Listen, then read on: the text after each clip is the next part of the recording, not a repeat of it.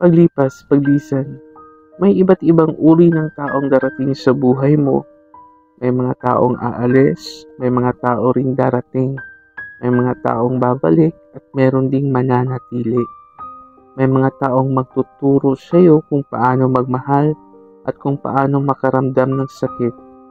May ilang magpapaalala ng nakaraan, may ilang tutulungan kang lumimot, may mga taong magpapasaya sa iyo, may mga tao ring papawi ng kasiyahan yon. May ilang magtuturo sa iyo ng panandaliang saya, ngunit meron ding kasiyahan na matatandaan hanggang libingan.